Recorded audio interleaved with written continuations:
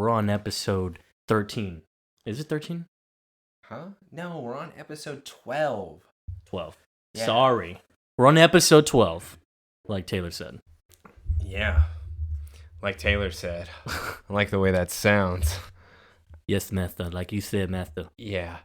I need more of that in my life. Okay, so he was on Lincoln. Lincoln? He was in Milk, Flags of Our Fathers. Did you watch those movies?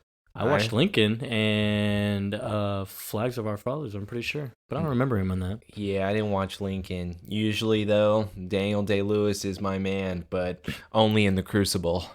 Ooh. Nah, dude. Gangs of New York, bro.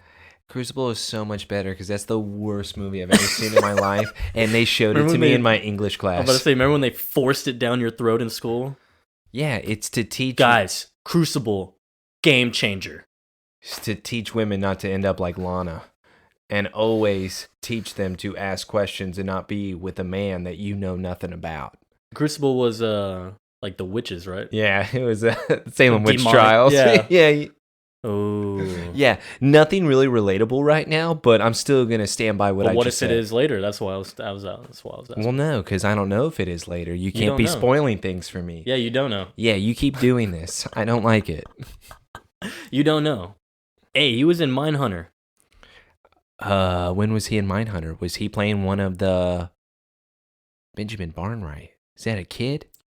Do you remember? I don't know if it's first or second season, but they meet that dude who was the husband, but then there was the brother, and he was like abusing. Listen. He was really weak looking, timid, and Listen. he actually killed the girl. I've seen Mindhunter like one time. Oh, damn. All right, you're dude. never ever going I've to seen get that me to shit remember twice that. over. Come on, bro. What do you mean you've seen it twice over? It's not really the happiest thing that I say, hey, I can't wait to get back into. It was a good break in between. Oh my God, I'm not going to rewatch that. Oh, dude, he's from Smallville. Oh. Jack Frost. That's what it is. He's the kid, bro. Jack Frost, wow. Talk Michael about Keaton. I hope a we're- snowman playing his harmonica. How dare you ever assume I don't know? Snowball fight, dude. He was taking him to school. Here's the issue. He was really creepy. So it also could have easily ended up as a Halloween horror story where your father comes back as a scary snowman, and it's kind of creepy. I mean, yeah, it's your dad, and he looks terrifying. Also, Like, imagine if he had a weapon, you're terrified. Ken, I think I may need you to look this up, even though we are definitely getting sidetracked. I have a problem with these type of movies. So, was Jack Frost rated PG? Oh. And right I on think it. that's what I have a problem with more than anything, is that this is supposed to be, a family type movie. PG. You can go to hell. This isn't a family movie. What is this supposed to teach you? How to lose a parent? This is awful. How about letting go of your parent? What a great ending to all of this. When are we gonna get? When are we gonna get a Christmas Smallville episode, dude? We need one of those. Do we get one of those? Oh yeah. Oh yeah. When do they come? I don't know. That's what I'm asking. This season, I'm not going to lie. They have not given us much of timelines. They haven't given us much of story. Yeah, there's never big indicators. It's like, yeah, it's Lana's birthday. When is that? When was that? What month? What day? Why didn't Clark get her a cake? It's always you hear about months ago, months later, weeks later. Oh yeah, weeks ago. Last year, and it's like, damn, when did the year pass? You know? Yeah, and there's always a new kid every single week. Yeah, that too, because who we were even talking about was what's his name? Joseph Cross. No, not Joseph Cross. I don't know. You guys go way back, though, because y'all have the same name, right? Joseph Cross, that's right. Yeah, all Josephs know each other, I hear. I hear that's a thing. Well, it's not creative at all here, because what do they name him in here? Jordan Cross. Yeah. So they all right, we're not going to think real hard on this because this episode we know is total crap. So we're just going to have you name yourself. Jordan. Brilliant. Last name? Cross. Duh. Okay. Why wouldn't I keep my same last name? But yeah. Put it down. Oh, yeah, we have Jordan Cross introduced in this episode, and I don't know if you had any ties to he has a comic reference at all, does he? So here is my reference. This episode has already been done. We have seen this already happen. This episode is a repeat, and they thought they could change the story on us to fool the audience and throw in a little weird serial killer twist. I'm not going to lie, this episode, it's kind of strange. It's very strange. The villain's motive behind it is high school gossip. So it's really kind of brutal to give him the benefit of the doubt for certain things. And I'm not going to lie, Joseph, I'm not giving him any benefit of the doubt. In fact, I say he should have been put down much sooner. Wow. And I think Jordan is actually a hero. And once again, Clark is the villain. Yeah. Soon as Clark meets him. By the way, I'm not even going to get in. I'll get into it a little bit as a spoiler. So the moment Clark meets him, I put in my notes, Jordan's dead. You shook that man's hand. Oh, no. You saw he could maybe do something. Oh, even better. Oh, God. Usually those people stick around here. Yeah, and so, of course, we have that going on. We have more Adam, as usual. And with Lana. I love me some Adam. Hey, dude, by the way, that voice last week, killer. We got to keep doing that. We got to keep doing that. The good news is, though, Adam does not get better. No. He does. In and fact, I can't it's wait. worse. Yeah, and you love what it's turning into because I told you. I'm not. He's terrible. He's top 10. He's top 10. But like what I said, too, even with Adam's story, it's strange. Yeah, we get we get the official reveal of his full name in this. Yeah, can't wait on that. Yeah, if you didn't know last week, then we won't spoil it for now. Shh. What do you mean last week? They should be listening to last week. Well, yeah, I'm saying if they didn't yet. No. They need to. Nobody better be skipping episodes here. Hey, man. Some nonsense. I have to watch every single one of these in order. Well, yes. You think I want to watch Jordan? No. Yeah, maybe so. But again, this is Hereafter, episode 12. I've already, you know what it is. Season 3 of Smallville. Somebody Save Me podcast. Let's get started.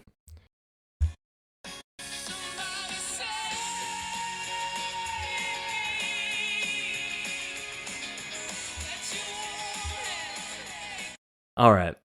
So, speaking of Joseph Cross, here he is as his character, Jordan Cross, going on a nice little hike. Can we talk... Wait, no, we need to pause already. We need to talk about this song that's playing. Why is this song playing, bro? Because someone's going to die. This song is automatically initiating because of how sad it is. Oh, I'm in for a treat this week in Smallville. No, in fact, I'd be like, oh, I'm going to skip this week. The moment I heard this song, I go, what the hell is this? Oh, and also, Joseph, why does everybody look like that they're a part of a clan? While then the new kid is not giving proper attire and instead is bring your own. Yeah, that's what it seems like. Is he not gone through the initiation yet? Is that what's going on? So he doesn't get his robes? Or maybe, maybe they do a thing where they order them before when the roster's announced. So it's like, all right, we got to get this many. And so a new kid right now, they don't have extras, dude. So they got to order it. Yeah, I'm defending them, dude. Yeah, okay. This is ridiculous because when we see so this is about 8 Smallville students running a part of a track team, all wearing red jumpsuits.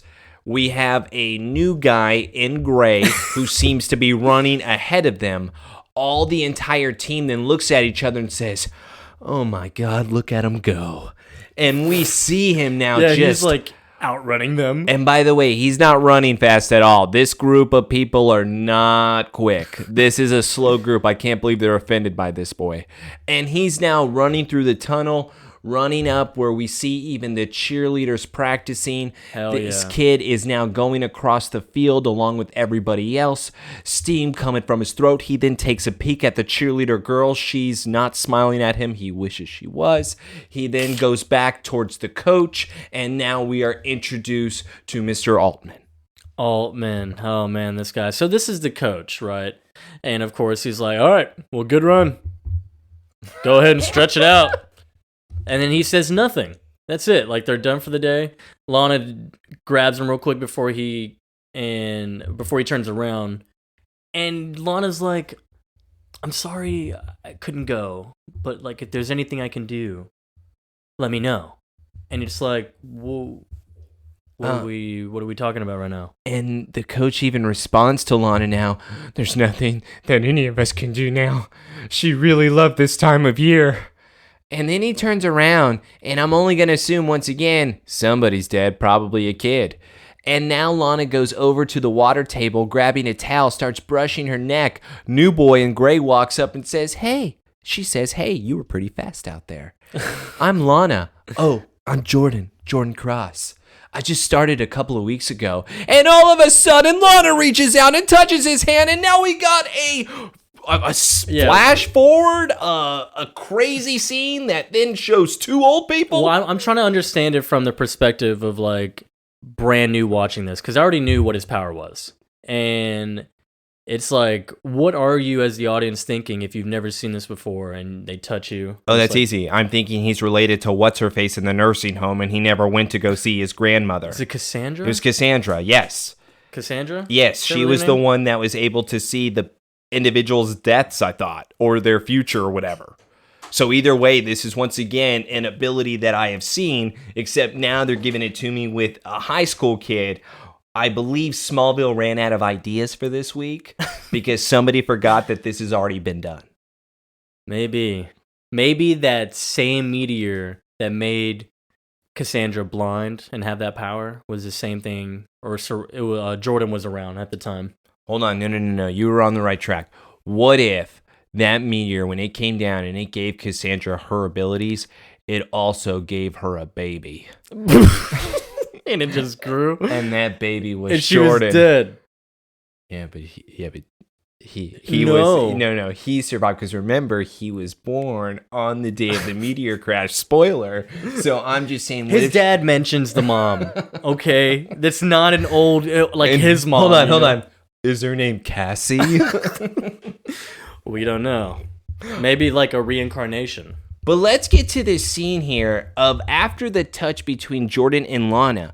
We now see two old people where one of the old women, it's just an old woman, laying in bed wearing Lana's necklace where it's no longer the green kryptonite because remember the green was sucked out of it. An old man is standing right next to her. I'm actually believing this is Lana dying. The old man standing next to her can't be Clark. Nope. So who is that man? Maybe it's Pete Ross. Okay, I'm not going to tell you why I know that it's not Pete Ross, but let's just say it's of his skin color. It's very obvious why it's not Pete Ross. Okay, but yeah, so it really is like you're wondering, whoa, I think we just saw Lana's future, you know? And Jordan's like freaking out because, yeah, they accidentally touched hands, and he obviously clearly doesn't like that happening. Before you keep going on, they did not accidentally touch hands. Lana once again tries to flirt with the guy, and then the guy responds, and she's like, what did I do? Yo, what? What? You're uncomfortable? We were just friends. I was barely touching you. Clark, I didn't do anything. Maybe just like grabbed his hand. Like, what is she doing? This is a high school kid. It's a freshman. Okay, do you think she's taking advantage of a freshman here, bro? I'm saying she's learned a lot from Luis. Yeah, hitting them freshman 15s in the quad. That's what he learned from Luis. And so, as Jordan's trying to walk away, Coach pulls him aside and is like, hey, great job today. And he pats him on the shoulder for a good job. And obviously, the same thing happens to him. We're seeing some type of premonition of that person he's touching. And it's Altman, who's just standing in front of the school parking lot and gets rammed with the car and clearly dies. And we have to assume that this happens pretty recent. He's wearing the exact same clothes. Exactly. So maybe it could be happening today, but Jordan once again is freaked out with what he saw. And the coach's like, you all right, son? Yeah, I'm fine. And then Jordan decides to just go for another run. And now we cut to the scene of him walking out of Smallville High. Wait, we're quick. Oh. I want to talk about his power, though, real quick, because, like... You mean Cassandra's power? No, stop. It's Jordan's, dude. Oh, sorry. Get him confused. It's, he touches Lana, and he sees her on her deathbed, but then is it only the death he sees? Yeah, he sees the actual death of the individual. You know what it is? murder. It's Minority Report. Except his ability is only being able to see in the exact moment that person dies. So he started the precogs. Yes. He's a descendant, like he's the ancestor. Yes, and that would also explain how Cassandra is able to get pregnant from him. So that also ties in together. Stop with the Cassandra pregnancy. That's not happening. There is some tie in between the two.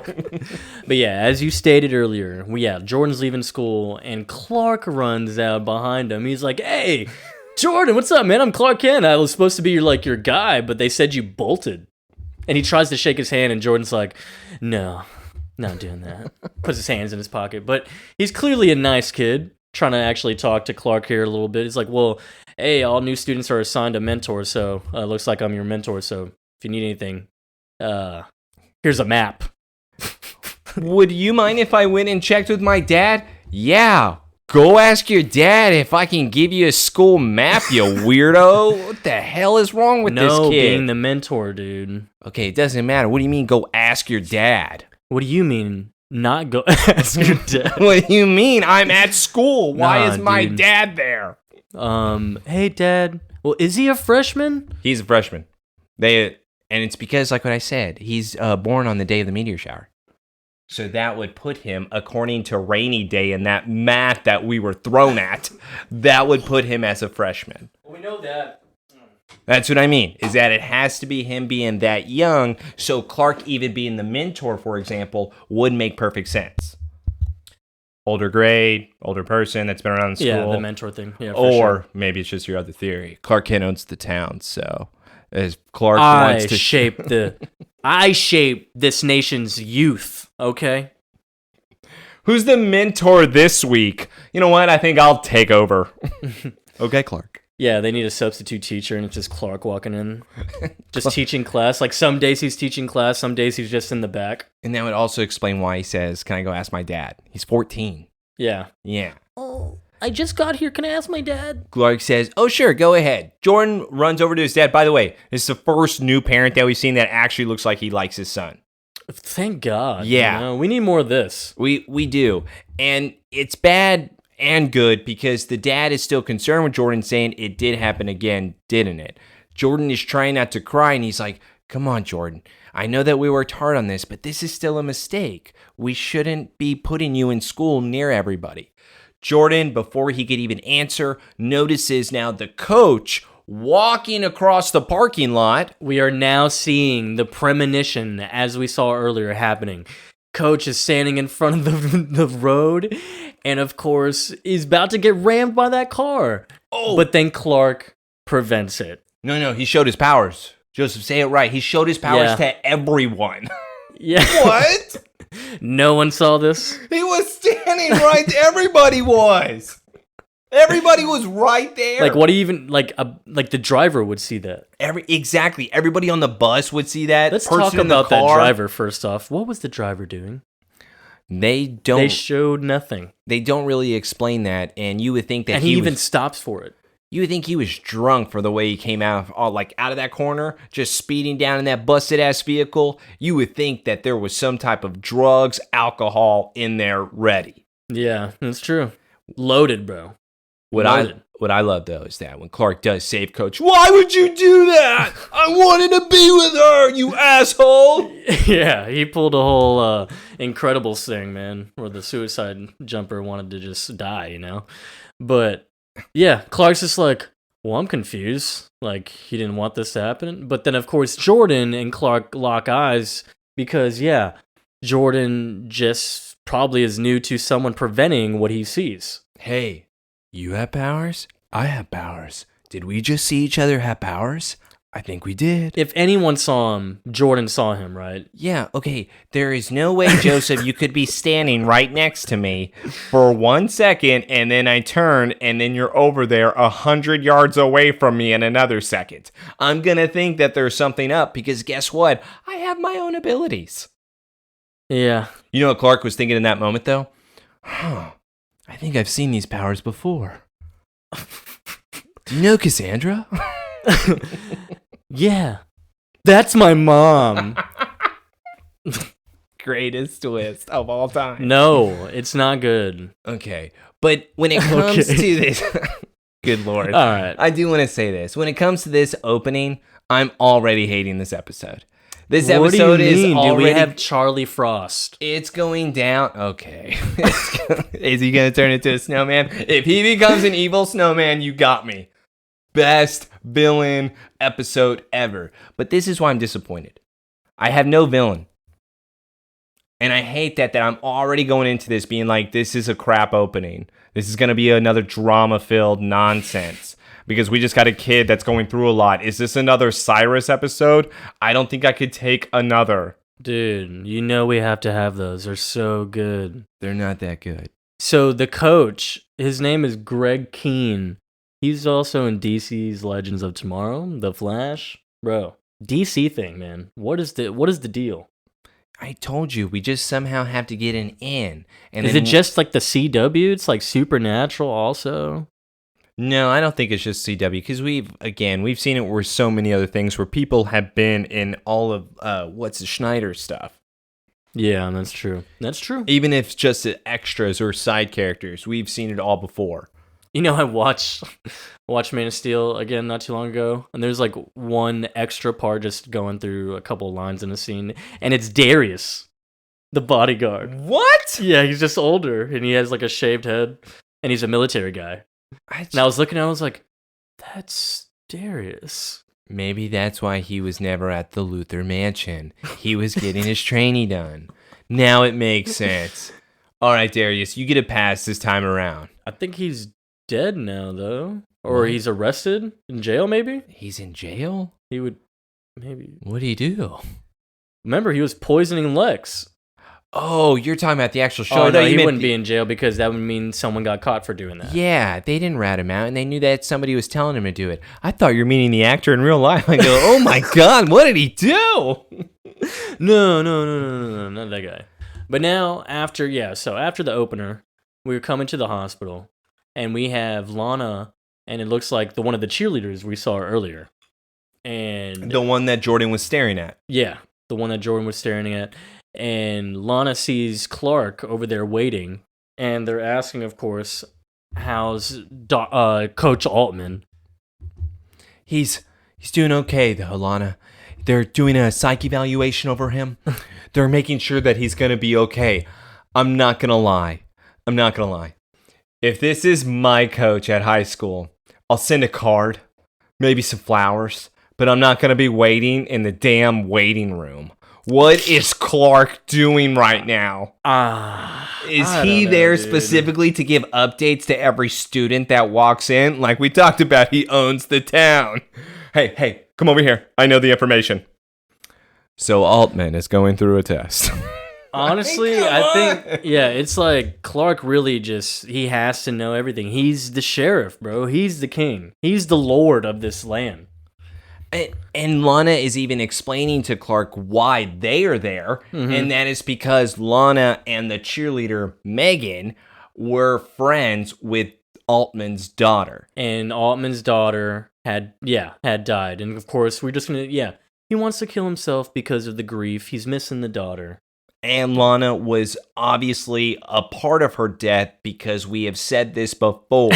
What happens when you're friends with Lana and Clark?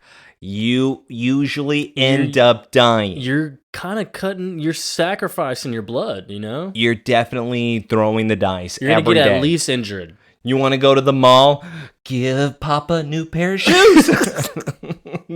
Like, that's what you're doing every time, hoping you're not going to die because they're right next to you. Yeah, it's like, wow. And so, we get that nice little background there, I guess. Just exactly. This episode's quite depressing. It's not even what I mean. There's like one good moment. I don't even know if there's that. Yeah, well, you're going to have to point that moment out to me. I'll point that moment out. Sounds good. But yeah, of course, Megan didn't make it, and of course, Lana's just talking about her blame into that and whatnot. Yeah, we already said it, like you said. And so Clark is like, I wouldn't wish that decision to pull life support on like anyone, you know? Because Altman had to make that decision for his daughter, so now Clark and Lana somehow make this in a way about themselves and give themselves awkward looks like they were saying, if I were to ever lose you, I would also want to kill myself. But this is also why I hate this part.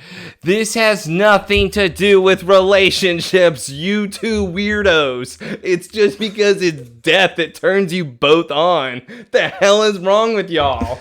No, dude. They're so normal. Like, what is this? They're so... Oh my God, death. Clark. Lana. They love it. They love it so much. Dude, we live in their world. Look, everything's about them. Yeah, Clark is even smiling about it. He's like, I got her. It's always this weird tension. And so, of course, we go to the room Mr. Altman's in, and we have Megan crying and telling her story and feeling guilty. But Altman's passed out. He's not hearing this, you know? So, of course, she's breaking down, telling us, like, it's all my fault. I shouldn't have done it, you know? And we had a fight that night. And she left early. And Lana didn't drive her home. Did I say that right? Lana did not drive her. Yeah, well, that's not really what she said. But Lana's in here adding to it. I wish I could have, went after her to, stop her from leaving, too. Don't take all the blame. I feel guilty, too, We all could have done something. And it's like, they even say, here's also the other thing I have a problem with, too. They go, Lana says, we all should have been able to stop her. If you just had a fight and a person just left, but there was absolutely no drinking, what type of fight did you have where you think that person is so distraught that, like, they're just going to have an accident? I don't think that's how it was. In fact, I just think maybe they had a fight. She got mad and she went home, and then a drunk driver or somebody hit her, meaning this would never be two junior high school girls' fault. Nope. Okay. Just wanted to make sure on that. Yeah, it would not at all. It wouldn't even, no. But Lana does say to your other point, Megan, he's under heavy sedation, you dumbass. He can't hear you. We should just go. I don't even know why they verbally say this. It's like, he's under sedation, idiot. He can't hear anything you're saying. Joseph, you know why we have to say this? It's I'm so sorry. We have to set up our villain because Lana gives one last look to Altman, and what does Altman do with his eyes? He was awake. He opens them. And he looks towards the door and he says, I'm gonna murder you hoes. And then you look at yourself and you're like, wow, we know our villain. This is not a villain. No, this is Hothead 2.0. So we have Cassandra 2.0 and now Hothead 2.0. That's right. This is great. Because think about it, dude. The other one had the jocks, the football team. Now we have the cheerleaders, varsity, and we kill them. We don't even hit them. We go straight to the point. I love it, and I also want to add another layer. What if we're looking at this all wrong? Okay. What if Altman is the hero, and what he overheard in the hospital was Lana was friends with somebody that died again? We had Emily back then. Now we have Julia. And Cyrus was near her. And other kids have been near her. Van, Swimmer Boy, the kid who Edgar Allan Poe. Love that guy. Yeah, great person. Put him in the dungeon. But when it comes to Lana, she seems to always have these guys follow her where death then follows, but not only guys, but also girls. So I'm pretty sure every year of Lana's life, at least 3 people have died. And I'm also going to throw this out there. Altman has been a coach there for quite some time, so I bet he finally realized there's a pattern. Hell yeah. Hey, you think the meteor freak theory is also in play here? What if, like, it's making his rage towards, like, maybe attacking her greater? Like, that sensation, that attraction. So wait, he's attracted to her? But, like, in that aggressive, more, like, rageful sense, like... Dude, why are you going down a perverted route? What? What is your I'm talking about, like, a murder, like a lust for murder. A lust. Gross. Oh, yeah. 15-year-old Joseph? What are you talking about? Stop it. She's 17. Oh, you're right. Rainy day. Sorry. Don't do it again. Sorry. Let's go back to Smallville. You only talked to Taylor. Sorry. I don't know the details. Yeah, dude. Seriously, she'll yell at me. Go. So we go back to school, and we have Jordan here just trying to avoid everyone possible. This He's is by actually himself. sad. It's pretty sad. Yeah. That's like I said, this episode is pretty sad. And so, yeah, he's trying to avoid touching anyone because really, it's like just one bump, boom, talking to someone. And of course, who does touch him? This is the good part I'm talking about. This is the only cool part. Kinda. Clark ends up being the one that touches his shoulder and from the back. And of course, it shows a brief glimpse of the cape, the yellow insignia, the S, like just the cape just flying through. And what is that? It's like, is he flying through the universe? Because it looks like it's beaming, like almost like Infinite Void, like that type of transition. So that's what I thought it was. Whenever they were showing the scene, I thought it was him going into infinity. So it's like never ending in a way. Because Jordan has this ability, I was hoping they would show something. Maybe like just some type of death. I don't know. Maybe some type you wanted a death. I wanted some type of That'd be kinda doomsday where you see something, or even I'm going to take it a step further, and this is never going to happen. If they would have done some doomsday clock and gave me some Dr. Manhattan right where, my God, I would have lost it. And then if we were to somehow have Dr. Manhattan just say, the last thing I ever saw was a fist, and then it went black. Does he win or do I win? We'll find out. Like, I would love something along those lines. They could do that, dude. That's like a dream world, bro. I know, that's why a dream I said. world. But either way, I would have at least loved a gigantic fist coming out, like a dark side fist. That'd have been crazy. Yeah. Like, it's all bright lights, and then maybe it gets interrupted by that. Yes, and it's like, exactly. Where something else come about, because for me, what was that? That wasn't death. That was everlasting. I mean, he's not technically immortal, but I mean, he would live a very long time, wouldn't he? Yeah, but that doesn't take away from he would eventually go. They made it seem like it was forever. Yeah. Maybe, do you think they're going on, like, based on the idea of what Superman is to things, that he is just forever? He will always be forever. Or that maybe his, to your other thing, is that somehow he's able to keep carrying on because so many people have cloned him, Lex. And that's maybe why he's able to be that infinite. I could go with that. I'm like, come on, you have an opportunity and you give me something happy. And that's why I get why you love the scene. I'm going to be a spoiled brat. I'm just saying that it's the best part of this whole episode. Oh, no, this episode's great. What do you mean?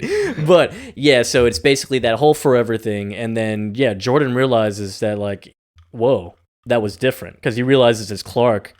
And Clark doesn't know about this ability, obviously. So he's just having a conversation with him, like, hey, man, you got interrupted yesterday? How you been? Like, let's catch up. And so he's really forcing this, though, on Jordan. Hey, let me pat your back again. Dude, don't touch me. Like, Jordan literally moves the shoulder out of the way. Like, and looks it's at like Clark. the scared kid, the timid kid that's like just flinching and everything. And he's like, I just don't like to be touched. All right, man. Fair enough. We're cool. All of a sudden, kids don't see him. And dude, this part's so funny. I'm sorry.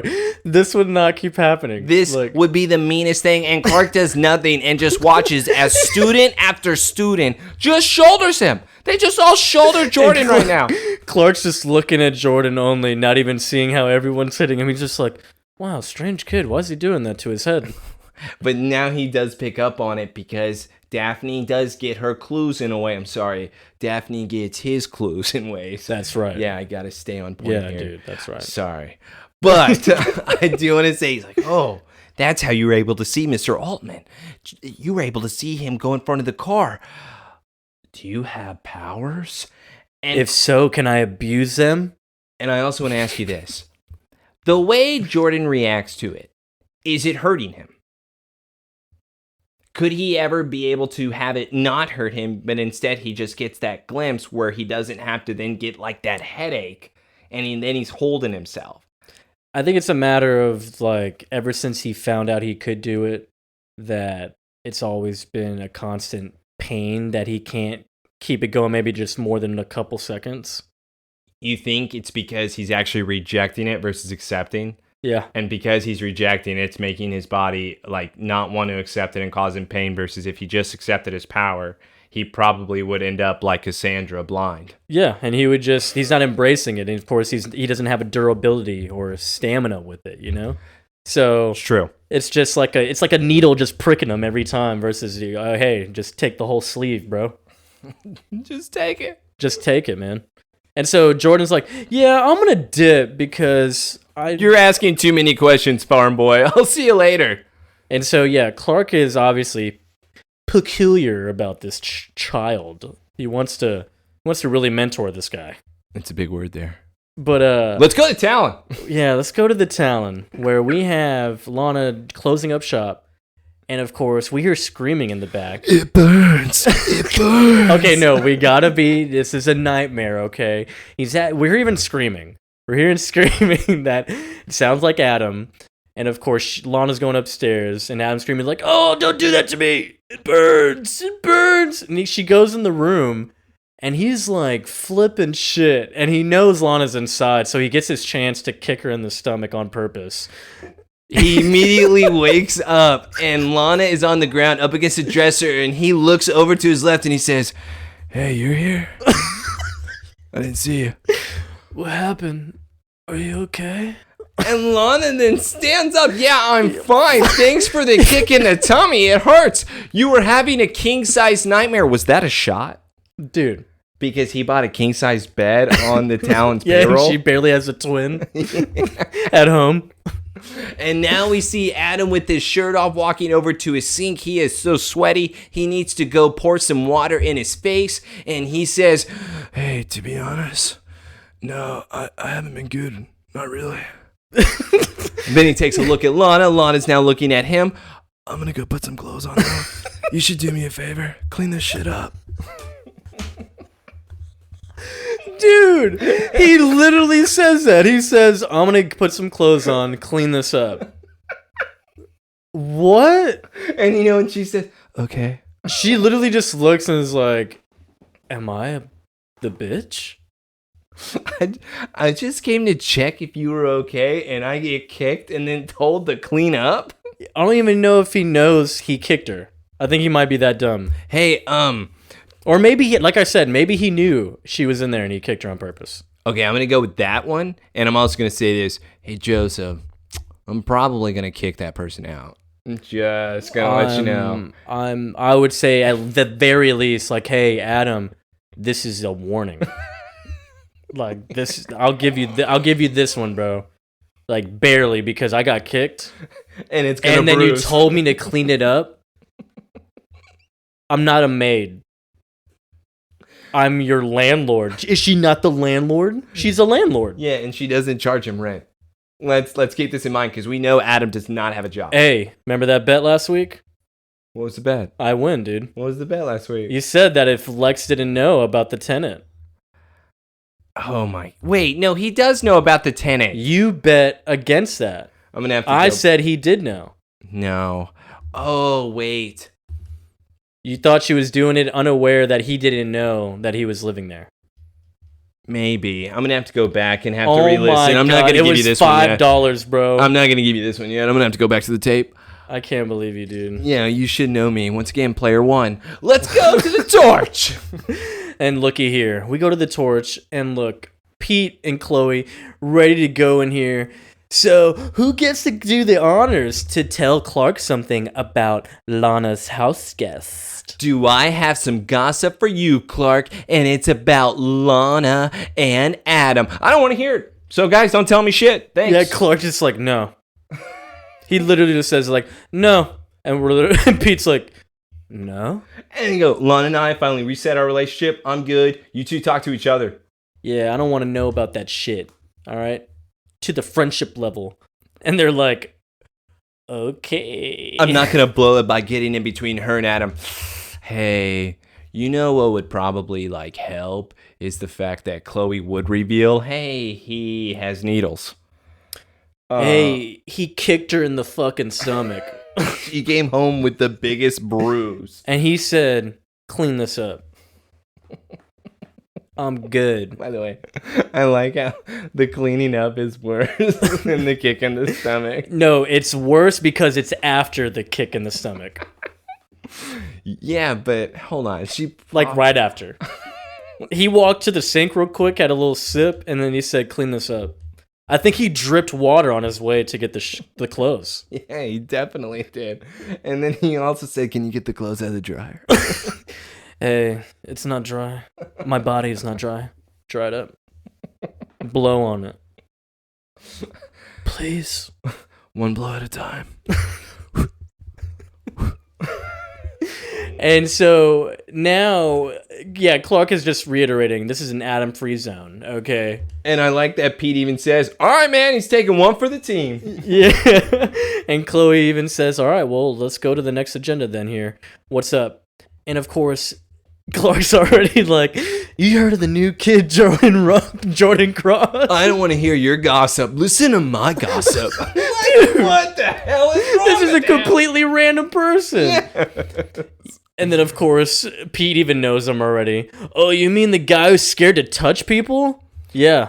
How do we all know this kid? Look, this is going to sound crazy, but I think he had a premonition about Altman. Chloe, ooh, what do you mean? That's a big leap. Well, let's just say that he was able to see things that he shouldn't have been able to see. Oh, so maybe it was a heightened extension. It was in Altman's eyes. He was able to see it that way. Not that he has any type of special power, is what Chloe and Pete are trying to sell Clark.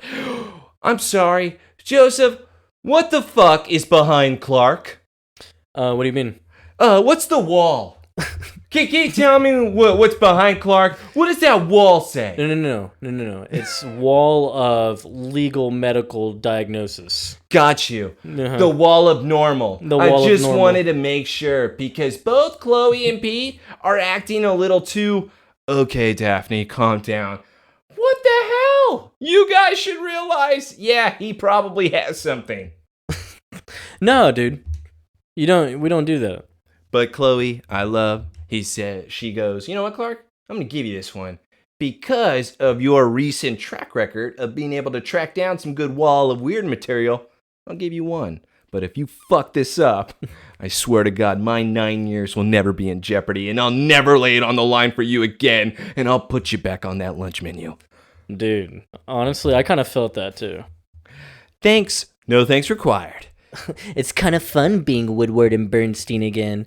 And they're just like grinning. Dude, it's like Chloe and Clark have a weird relationship now. It's like at the real comfortable level now. It's because with Chloe, what we've seen this season of even what I believed happening last episode of him wanting to tell her.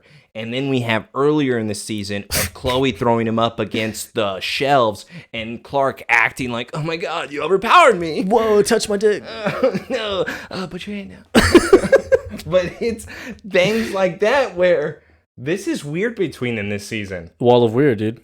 Yeah, I'm going to put this up on my own Wall of Weird. It's a picture of Chloe and Clark. Yeah, this is our Wall of Weird. Adam, what's up? Anyways. That ends. We're out of the torch. We're at the mansion now. Lex, of course, is looking over his computer, doing always the same thing he's doing in here. And reading the torch. Yeah. Lana comes in here. It's like, yeah, you wanted to see me? It's like, well, I was hoping you could tell me what happened. Apparently, some neighbors heard your tenant screaming. And apparently, of course, here, this is why the indication he already knew about the tenant. Yeah, I don't remember it. But also, hold on. He says that he only knows about the tenant because this isn't the first incident. He says that there has been multiple incidents, and that is why, for the first time he is calling Lana in, is because it's gotten a little out of hand. Well, she immediately says his name right after, so, like, he knows the name. Well, he knows the name because she was already charging gift baskets. She just charged a king-size bed to it now, too. I wonder what that is for. For them. So I'm just saying, I don't know if he knew before the complaints. So my point still may be there. No, he did. You got to go to the He knew there was a tenant. All I know is if my co-manager decided to come in and after I say there's been a lot of complaints and you got a new guy that you don't know living upstairs. And hella charges on these receipts. And you get a response of, it's no big deal. That's right. What? No. That's the proper response of a 17-year-old girl. But, yeah, hey, Lex, sorry. What's the big deal? And that's where Lex does bring up, I can read an invoice, dummy. It is a big deal. Let's see here. Charges for repairing broken windows. Charges for replacing furniture, all in the last week. Is there a reason why you didn't tell me? See, he's paying attention to the charges. That's how Lex knows. But he didn't know before. So he even tells Lana, you have to admit, though, Adam's behavior is unusual. Yep.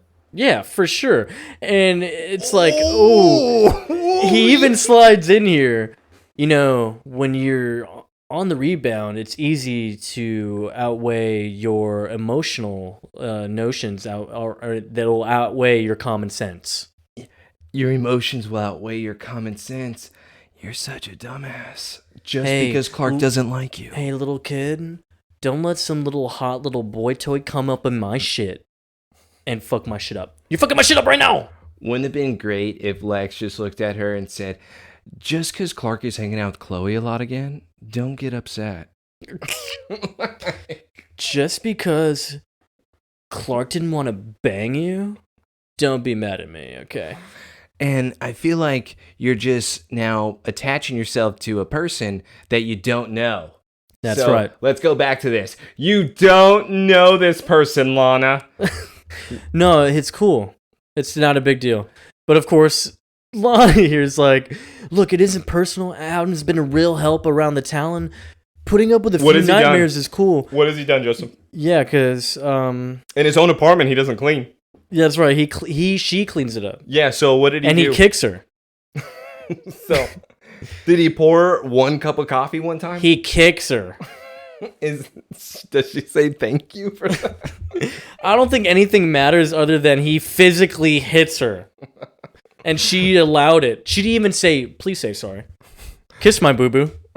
And she says, you know what? That's all worth it for me. I don't think you should worry about it. She's so stupid. She is really done with Adam. And Lex is like, but at the very least, how about, how much do you really know about this guy? It's almost like you should have been listening to Taylor the entire time, dummy. Both of us, dude. What do you mean? No, You're not the only one talking here. No. I meant Taylor because I said it from the start. Why are we not asking Adam anything? Oh, no. We both said this. No, I only said that. Go back to the tape. $5. Let's go back to the high school. Yeah, we're with Chloe now. She's checking a room here and sees that Adam, it's a photography room or something. I don't know what room this is, but okay, dude, many questions here. First off, why is Adam at Smallville? Second, why is Adam at Smallville in a random room pushing things of needles of some substance into his body like he's on heroin or something in this one room in the dark? Are you going to keep going with your questions? Why is he doing it there? Hold on. Let's now ask more questions. Why did Chloe go in that room? That's right. Well, why did Adam just say, I'm done shooting up, let me just toss my needle in the trash? Like, no plan. It's sitting at the top. Why are we not taking it with us? A teacher or somebody is going to look at that and be like, hey, no, if a student has this, we need to actually look this up. So was that dropped off there and he did it? Or did he actually have it somewhere else, most likely in a better spot to do, and decided to, hey, I'll go to Smallville High and shoot up in that one random room? I'm not going to lie. I don't know what the idea was behind this at all, besides just trying to force us viewers. And I hate to throw this. I'm sorry, folks.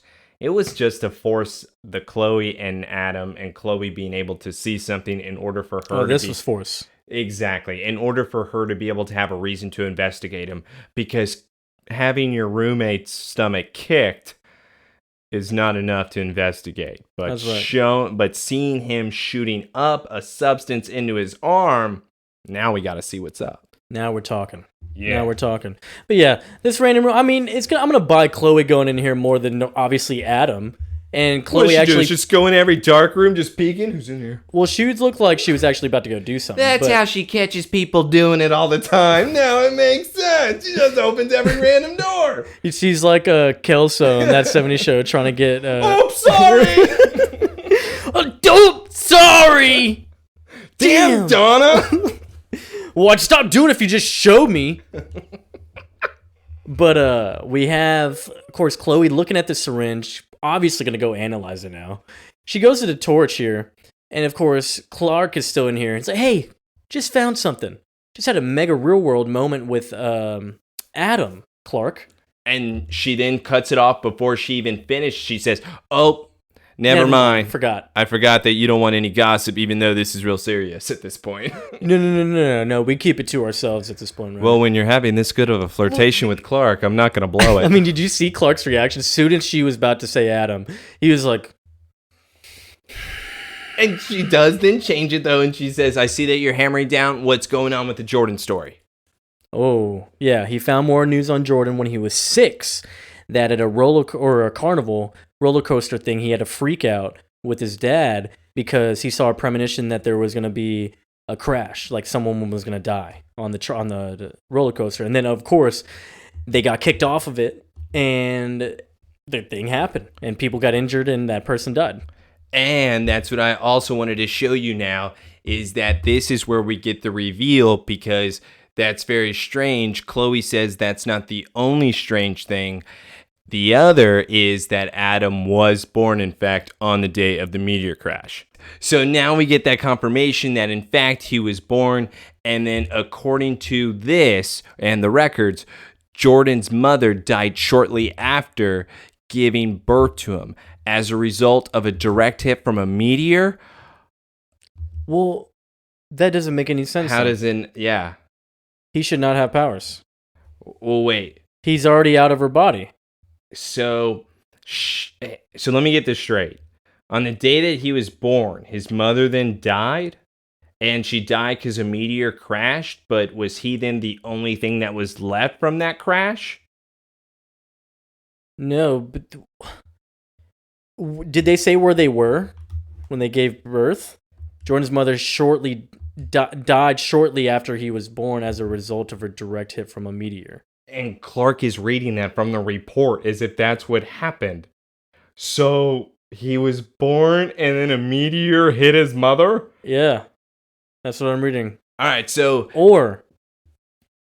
You know what it could have happened? She got hit with it during, like she was still alive, gave birth to him. Yeah. And then, like, she died because of that still, and then obviously giving birth too. And I would say what we're having to make this believable, you would have to say that the meteor is going to be real small when it actually struck her and actually killed her. Yeah, probably just hit a good vital spot. Exactly, in order for after she gave birth, like she's for already her to die shitting and losing blood. She's losing blood in another place with kryptonite poisoning. But let's get even crazier then. So you're saying that, no, he would already been out of the body. I'm going to get crazy with you. What if he's still attached by the umbilical cord? When the meteor then hits her and kills her, and then a little bit was able to go in. Are you thinking the same thing as far as when he is born? They're like in the car or something? Like something along those lines. Or maybe in the house. That could still work too. Bathtub, somewhere. Or hospital, I guess. Yeah, there's a lot of places you can give birth, I hear. Yeah, that's true. They could do it at the pool, you know? Anyways, yeah, at the pool? Of course. Chlorine, dude. Yeah, and whatever, dude. So of course they discuss that, and yeah, mixing that with the meteor rocks, and you could be entering John Edward territory. Did you look up John Edward here? Nope, sure didn't. Okay, neither did I. So now, once again, Chloe, you're up on us here because I don't know John Edward. Yeah, someone clarify, maybe in the comments, whatever you want. Oh my God, there's something crazy going on! What? Chloe and Clark are now so confused. No, Megan, no! Don't go home! They run outside, and it's Jordan now acting like a freak show towards the cheerleader girl, Megan. This is Megan, the cheerleader. Yes. And yeah, Jordan's freaking out. Don't go! I won't let you go. You're going to die. Don't die on me. Clark then has to run in front of him. Dude, you can't do that to girls. What is wrong with you? She's going to die, Clark. I know it. I've seen it. I know it's going to happen. And then Jordan starts to cry, and then he runs across the football field. And now we have our commercial break because Clark looks at him while he's running and says, what a pussy. It's like, man, he runs real slow. You know what? Next time, I'm not going to sign up to be a mentor. You know what's funny in this next scene because he catches up to Jordan and Jordan doesn't question it at all. No. The funniest scene to me, because you said Clark uses powers. I want to take it a step further. So Jordan obviously ran across the field. Clark then, instead of running across the field himself, decides to take the track around. He got to run on turf. Oh, I bet you he does that because he leaves tracks in grass. I don't know if that would matter at this point, considering I think everyone has seen his powers at school today, so I don't think he's hiding anything at this point. And then when Clark does catch up to him, he's like, Jordan, I think I can help you. Clark, get away from me. You don't know what I'm going through. No, I think you do. Tell me exactly what is going on. What did you see with Megan? What did you see when you touched her? All right, so there was fire, smoke. Megan was screaming. Oh, she couldn't breathe. Oh, Clark, I had to warn her. I had to act like that creeper. You have to believe me. Clark looks at him. Okay, maybe we can still help. Let's take a walk. And they decide to walk home. Yeah.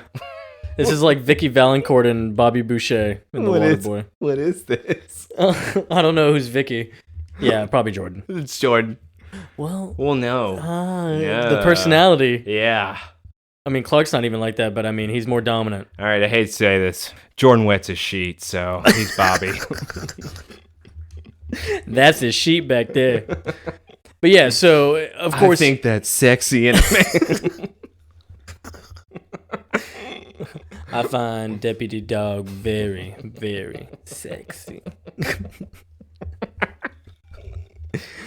And Jordan's describing his power to explain this walk to remember, Clark. please. Yeah, the walk to remember. And of course, Jordan's like, it's like the curtains are being pulled back for a little bit, and I can see someone's future. But of course, it's only really linked to their death. So he truly is only. You know what it is, too. Maybe we're right on the whole born thing because his mother dies with the meteor rock inside, but he's born. So what if because of her dying, that whatever was mixed up with that, the chemicals in the body, it fused with him? Ambiatic sac. Yeah, the ambiatic sac was all just flushing it all into his system. And he just developed this power where he can have a premonition about people dying. Now give me your pants. Sorry, rat race. All right. So I do also want to say that when it comes to Jordan walking down the street with Clark in this scene, Clark does ask, so have you ever tried to stop it? It's like, yeah, duh. I mean, Clark read the story about how he tried to stop it and he was 6 years old. Why do you... Oh, no shit, Clark. And Jordan doesn't even tell him every single time we tried, people would just think that we're big weirdos. My dad and I would try. My father actually was helping me. And yet nobody would ever believe us. We just ended up being crazy people. But it wasn't until you where then finally somebody was listening to me. And now they have some type of bonding going on where somehow Jordan hasn't... Has he not realized that Clark has powers? I'm telling you, bro. Like you said, he revealed it in front of the whole school. And he touched him earlier, and he's obviously no other human has ever given him that reaction, you know? And that's where he goes into explaining that to Clark of exactly what he saw, of how everyone seems to have an end, but not you. Yeah, because he even points out that whole thing with the coach. Oh, you stopped him, so that's a first. Come on, Jordan, stop it. You're wrong. He's doing the same thing like Cyrus, look at him dude. Smiling, dude. He's trying to hold it back. He's doing the same thing with Cyrus. He's like, what are you talking about, Cyrus? I never would do that. What do you mean? Come on, I'm not that great. I'll die eventually, right? No way. Forever? Maybe that's why you were able to save Mr. Altman, Clark. Nobody's ever been able to stop one of the deaths before, but you were. Maybe we can do it again. Maybe you can stop Megan's death. Clark then looks over into Jordan's yard and he says, shit. Yeah. That's Sheriff Adams. He goes to his yard, and it's Sheriff Adams there. And of course, it's like, oh, Mr. Kent. Yep. So apparently, there was an altercation with Megan at school today. So Megan, her car was found on the street, and it seemed like that there was force of her being taken out of it. And now the police officers and Sheriff Adams believe that she was kidnapped. Yeah, and so Clark couldn't just vouch for him because they came straight from school. Hey, I've been walking the entire time with Jordan, so Sheriff Adams, he's been with me the entire time. Instead, Clark does not say anything. Instead, he's like, yeah, Sheriff, you know, it was a pretty bad altercation. No, he looks at Jordan like, Jordan, damn, you did that, man? Dude, I had to step in the middle of y'all. I didn't know you followed her. Do you have super speed? Yo, you trying to touch her earlier? I was there, Chef. Wasn't a big deal. I saw the whole thing. I got a missing girl, Miss Kent. Miss Kent. Mr. Kent. It's like, yeah, that makes it a very big deal. He's like, we better talk, Jordan. And of course, Clark's like, okay, I'll continue to not say anything and prove that he was innocent. Hey, Jordan, you have fun with Adams. Great person. See you later. Yo, Adams, remember who's the boss. Let's go back to the town and let's look at some coffee now. I wish we didn't go back to the town. No, Alana's scenes in this are great, okay? Now, Chloe then runs into the town. Oh, yeah. It's like, hey, came to talk to you about something. Came to talk to you about what I found out with Adam. I'm going to see him later on. What do you have to tell me? Well, I'm just having one of those it sucks to be a reporter days, even though Chloe does not mean that, because we all know 9 years at the Torch, she has understood you cannot have feelings in this business, so even though I'm crushing your boy... Dreamboat? Yeah, good. No, Adam is bad. Dream boy. But bad boy. She is now crushing that soul. I know you and Adam have been spending a lot together, but... What, Chloe? What's wrong? Tell me. He puts needles in his arms. And now let's go to the Luther mansion where Adam is playing piano. And no, I am not kidding. Yeah. We go to, it's obviously painting on the hands first, but it sees Adam. He's playing the piano. It's not Lex. You would assume it's Lex too. But Lex is standing in front of it. And then, of course, he brought Adam in here. And Adam is playing the piano, and of course Lex is like, wow, you're playing Sue the Savage Beast. You play? And it's like, he even points out too, it's, yeah, you played? And like, no, I've never really had the patience for it. It's like, my parents would have killed to have a piano like this. And it's like, okay, well then, I'm sorry, how'd you learn this? I'm really sorry. I wound up learning on a secondhand junker. Who cares though, right? Oh, it was one of Rachmaninoff's most complicated pieces with the piano. How would somebody like you ever learn something like this? Yeah, and it's like, well, you didn't ask me here to discuss music theory, and I'll teach you, bitch. God, he says the worst things. Sucker, dude. And I hope everyone knows, man. If you didn't know already, it's Ian Somerhalder again with fucking Adam, dude. Adam. Lex, I thought we should finally meet. Adam. If it's about the lamp, I'll replace it, bro. What is your problem, dude? It's obviously not about the lamp, you idiot. So, I saw a bruise on Lana's stomach in the shape of a foot. And it seems to me that you kicked her? Hey, don't worry. We both care about Lana. I get it. We both care about Lana. But and he walks look, away. We're cool. Yeah, he's about to leave. He said nothing. He explained nothing. Lex throws that gray folder at him and says, hey, why don't you take a look at this? You got quite that colorful past there, Mr. Cool Guy. Yeah, and it's quite a colorful past here. Hey, these are just my school permanent records. This is nothing, dumbass. No, he reacts weird. I don't like how he reacts here. No, he throws it back at him. He doesn't care until Lex says, you know what? You're right. I'm not sure why you would care. You have straight A's across the board, exemplary behavior. You know what's great about everything, though, Adam? What is? Because I already know about everything you said because I'm already so great. I decided to talk to your teachers. Yeah, the ones that are listed on his school records. Yes, on his transcripts. Because he's a straight A student, and he goes, and they say a fine pupil, a joy to teach, and, of course... It's nicely appreciated. And Lex points out that literally they said it all word for word, each of them, when they got asked about it. And so Lex is like, okay, this is weird. Because why would they all say the same thing? Well, he even says it's almost as if somebody told them. So what we are kind of assuming is there some type of mind control going on where the moment that somebody says Adam's name, a switch then clicks in where they're having to give a certain response. And Kevin Wendell Crumb? Yeah, exactly right. What was I saying? But yes, it's great though because Adam actually does not say another word, and Lex then looks at him and says, you know what? You're right. This is nothing. I'm just gonna keep checking. Yeah. He's like, cool, man. You won't tell him anything? It's cool. I'll find more.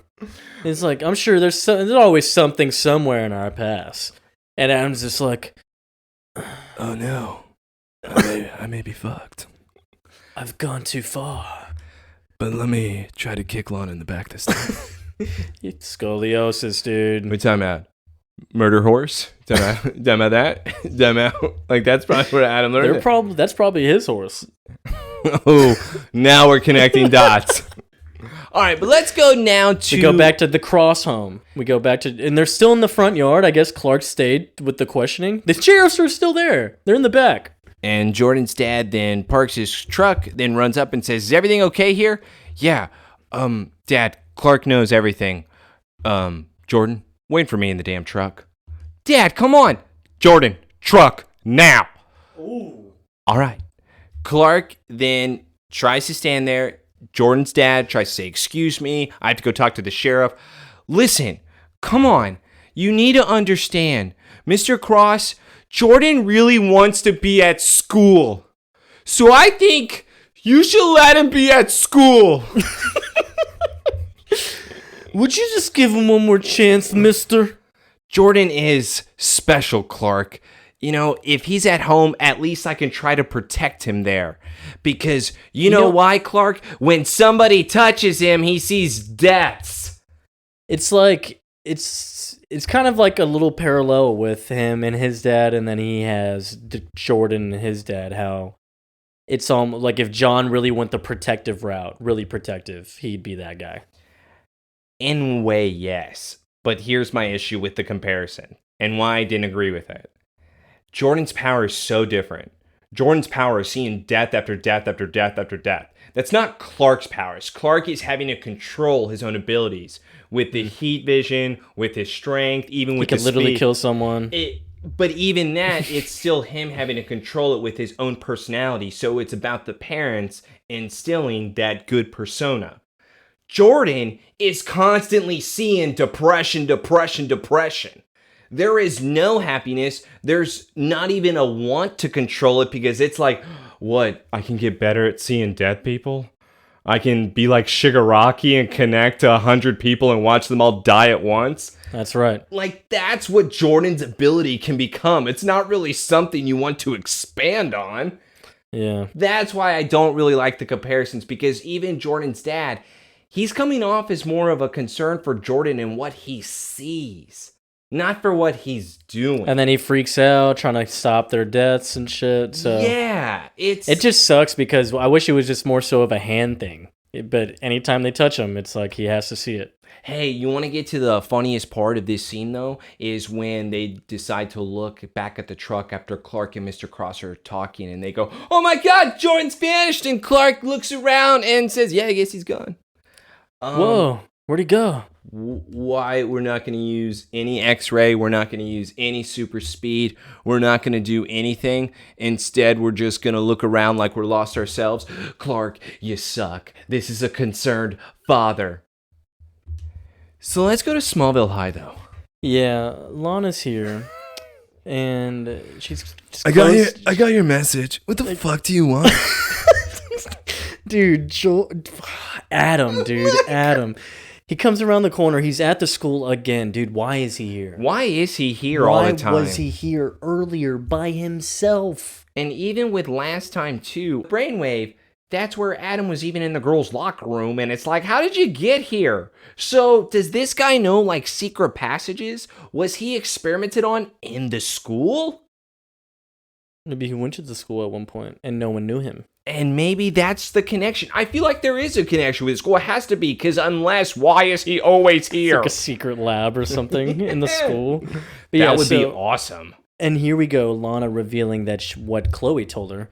Hey, yeah, there's been some things going on, and Chloe found a needle of yours, or like, and I loved it. And of course, Adam's already freaking out, but then the best part here, this is probably the best part of the episode, is Lana's question. Is like, look, Adam, it's okay, like, are you diabetic?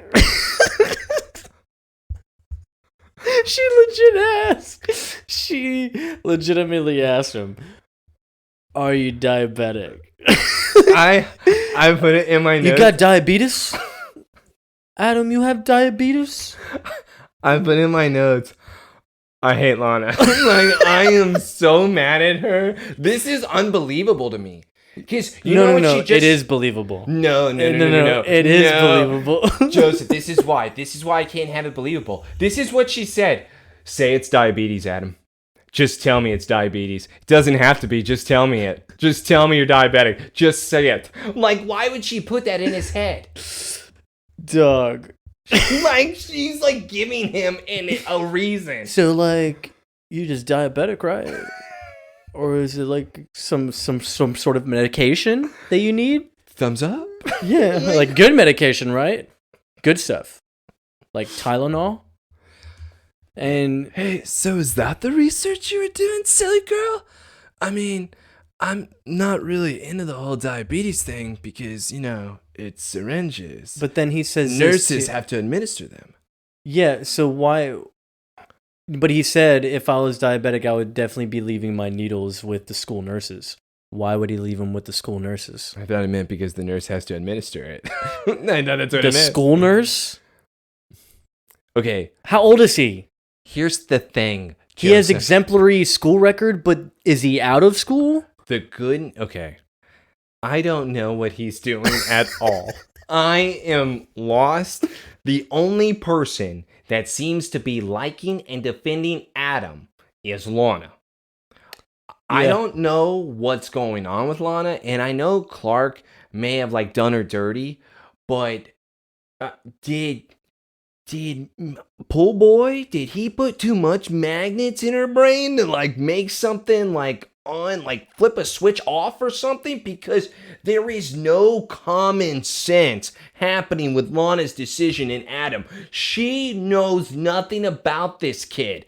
And yet, even her coming back at him, look, I'm not trying to accuse you of anything. Adam's response, yes, you are, bitch. You think I'm on drugs? What are you talking about? Yeah. And he still just won't say anything. What? He does. He just like he didn't say won't even. No, did he? He won't even say no. Yeah, that's what I was about to say. No. He won't even say no. It's like, why not just say you're diabetic? What? We could have just said that. She gave you an out, dude. Just say it. He's like, oh, that's a good one. I'm diabetic. Yes. Right, wink, wink. You're diabetic, right? Yeah. And she has the needle in her hands, like, this is a diabetic needle, right? It's like blue goo spilling out. Kryptonite in it. It's like, yeah, this is good medication, right? Oh my god. All right, so now it becomes this weird thing. The truth is, Lana, you don't trust me. I'm leaving you. Yeah. What? Dude, this is toxic male energy here, bro. This is like before it was really starting to be like really exposed, you know? Look, Lana, if you wanted I wanted this to work, but if you're not sure, then I'm not. Oh my god, we promised we'd be honest with each other. Why can't you be honest with me now? You know what, Lana? You're kind of being a bitch. And just say the word, and I'm gone. And he walks away. Lana is standing there going, is this guy for real? I'm so in love with him. All right, so now we cut to Jordan walking in the hallway by himself, runs around the corner, and immediately bumps into Adam because he's charging around the corner too. And it's like, why is Jordan in school right now? Well, remember, he's hiding out from his dad. Oh, He doesn't know he the ran, town. He ran. I'm going to that's give right. Jordan benefit of the I doubt forgot here. about that. And of course, also when Adam touched him, Are the lights turned off at Smallville High right yes, now? Okay. it looks like they're turned off. Didn't Chloe tell the janitor to always leave them on? I'm going to be back later. No, she just leaves her room on. Okay, that's fair. I believe that. Yeah. And so we also caught the glimpse of Adam touching Jordan, and we had that little brief flash of, what he sees. But we didn't actually see what he saw with Adam. Jordan made a weird look, though. Crazy look. And now we're getting more mystery behind Adam, of course, because it's like, what was so mysterious about that? What was weird? So we'll find out a little bit later. But And what's crazy about it, though, is that the headache really wasn't there with Adam. yeah. It was like a shorter span in a way. And we get to talk about that a little Yeah. bit. So, yeah, we'll talk about that later. And so now when Lana touched Jordan here, because he's obviously looks worried. Well, she walks up and she's like, Are you okay? You Do you scared? not love me? Let me make sure that I have another boy crawling after me. That's and right. just reaches out. She doesn't need to do anything to do that. Okay, if you're a 14-year-old boy, I'm just going to throw this out there, Mm-hmm. and then a 17-year-old, one of the hottest girls in schools, then walks up to you, touches your hand when you first meet her, later on in the day then says, oh my God, are you okay? And touches your chest. She's looking for any reason to do it, dude. Like she's looking for any reason for this guy to be then wanting to be drawn to her. She is teasing. What is with Lana right now? It's so hot. She is just thirsting for anything. It's because she didn't get what she wanted. She's rebelling. Yeah, she's rebelling big time. That's right. And I'm getting a little bothered. Why? Not in a good way. We all know she takes after Louise. Anyways, she's just a late bloomer. Just a late bloomer. But when Lana touches Jordan this time, he gets his headache, he gets his vision, and he goes ahead and he sees something different now. It's not Lana laying on the bed, old. It's now Lana dying in a fire with it looks like a house or a barn or something. And it shows pictures of her and I guess, older pictures of little kids. And I assume it's them. And of course, Lana is like, Jordan's freaking out because now he saw Lana dying. But now we have someone in the back come in with their ninja outfit. And they put the fumes on their mouths and make them pass out. I forgot what that is it chloroform? Yeah, it'd be chloroform back in the day. So yeah, uses that to snuff them out, and Jordan passes out. But the guy takes Lana. Okay. So we got to think here. All right. Because I can't assume it's Coach yet. I don't want to spoil it for everybody. But also he's, yes, of course, our villain. I also hate all of this. So this guy just went straight to kidnapping high school girls. It's dope. Yeah. So now we're back at the town, right? And of course, there's live music tonight when there never is. And yeah, I didn't see a live band here. And now we have a dark room, and it's of course Chloe peeping and breaking and entering into Adam's room, the little loft area. And the lights, what is this lights scheme here? Is that outside? Is that his lights in there? I don't know. Anyways, it looks kind of like it's a club, like a mini club going on or something. But it's got a nice vibe in there. She has her flashlight on, Joseph, and she's over here snooping. Please don't undersell this apartment. This is the most badass place I've ever seen in my life, where Lana gives it to this freak for free rent, and yet she doesn't live there or do anything. This place is huge, and it's awesome. Like, it looks like it should be on MTV Cribs. You know what Mariah Carey's penthouse suite looks like? That's what this reminds me of. You're about to Mariah Carey. Wait, Chloe's gonna do Mariah Carey? And so what Chloe finds is a glimmer underneath the bed with her flashlight. She gets a vial from down there, or I guess what it looks like a vial, right? Looks like a vial. And it's just liquid. Water. And guess who's behind her when she comes back up? Mr. Luther. Mr. Lex Luthor. It's like, hey, breaking and entering is still against the law, huh? She immediately puts the vial behind her back. I could say the same about you. It's like, I'm the manager, idiot. I own this place. So what? You're gonna use your little cloak and dagger routine right now? Rashomon off. When Adam came to see me today, he was playing one of his most difficult pieces. Is that a crime, you baldy? No CDs, sheet music, not even a radio, Chloe. That would mean that this man is a freaking genius. And it's like a Clockwork Orange. Yeah, and yeah, that's what it seems like, yeah. Yes. And of course, Lex is even saying, like, he didn't even take a single music class when he was younger.